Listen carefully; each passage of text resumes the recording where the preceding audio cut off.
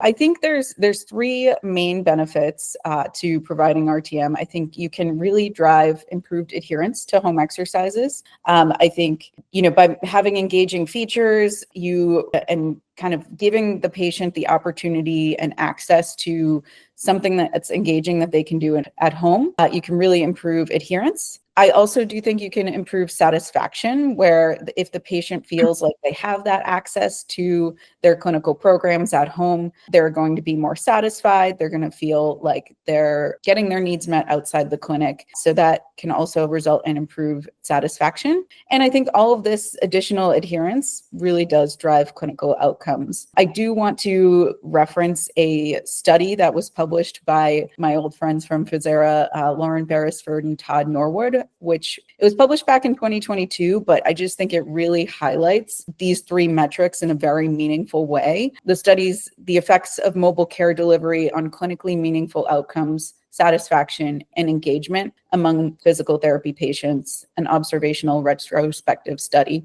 So that was from JMIR Rehabilitation and Assistive Technologies from 2022. And I really think it just paints a meaningful picture in terms of how these engagements, like messaging patients, updating exercises, all of these things that you're doing outside of the clinic really do drive all of these things. And you can see the effects that they have on outcome satisfaction and adherence and engagement. Mm-hmm. So it's like a study that really reiterates all of those value props of RTM. There was an MCID for decrease in pain within that study, which I think is huge. We really want to reduce people's pain. Reduction in pain, I think improvement in function was another clinical outcome measure that was really important, and increase in adherence were all outcomes measured in the study.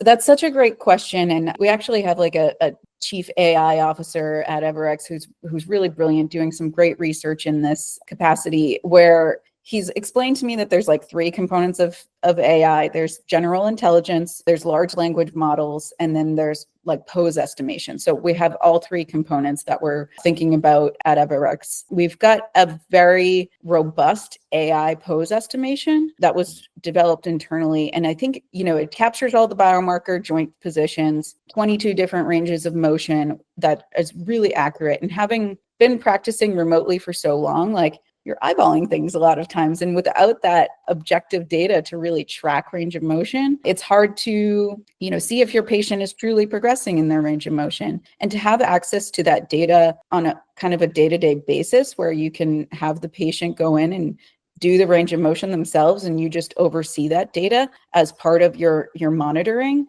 I think that's really huge. And then you can use that to make clinical decisions to know, okay, this patient is progressing as expected, or, oh, this patient isn't progressing as expected, and we need to consider alternative treatments, or, change up the care plan.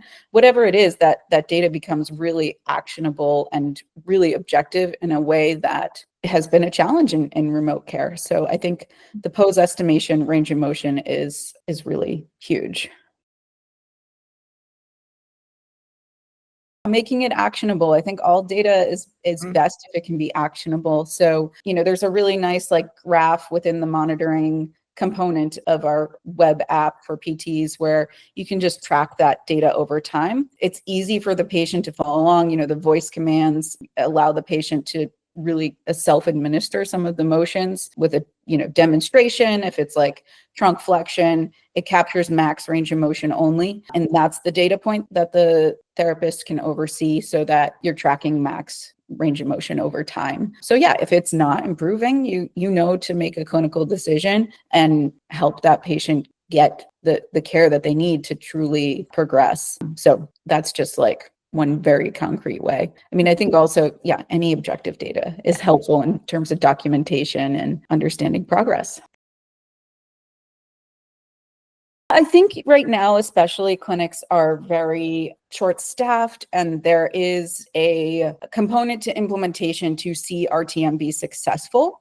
I think for a clinic to really adopt it, there has to be some good processes in place, and the technology has to be built to support an easy implementation and an easy rollout. So things that we've seen, help our clients be successful in this rollout is either having dedicated RTM coordinators who help kind of set things up, using like QR codes with a handout to help make the patients download an app so that they can just kind of easily get started without having to do too much like app store navigation. Simple things like this that make it really successful. Another thing too is like we've got a number of protocols within the app where it's easy to just, prescribe a protocol that's been researched and validated by major hospitals so that it is not so time consuming to go through an entire exercise library. So simple things like that make it easier for the therapist, will make it easier to adopt.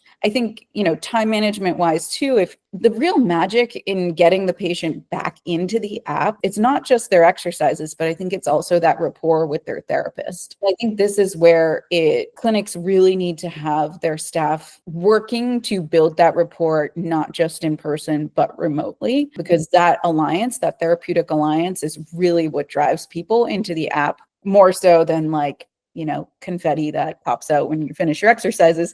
I think that makes it more engaging, is that personal relationship. So, if practices can adopt some of these best practices, I think it can be really successful. But yeah, the short-staffed component is one of the biggest hesitations, I think.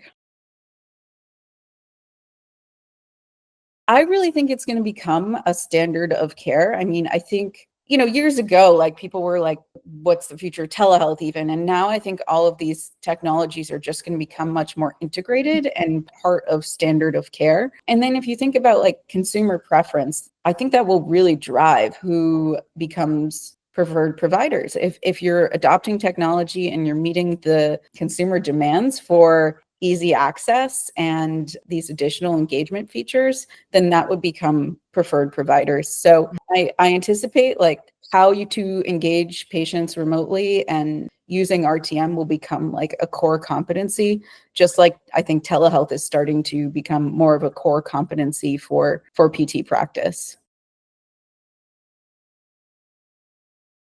The tech is really transforming the entire profession in so many ways right now. I mean, the LLMs, I think, will make this proactive outreach easier. I think you can access like what the patient is messaging to, and like it can become really actionable and, just easy to flag things. Tech is making documentation easier. It's just overall improving like the administrative burden that I know PTs are feeling right now. And I think can really help solve some of the burnout challenges if we have the right tech to support our workflows and make us that much more efficient.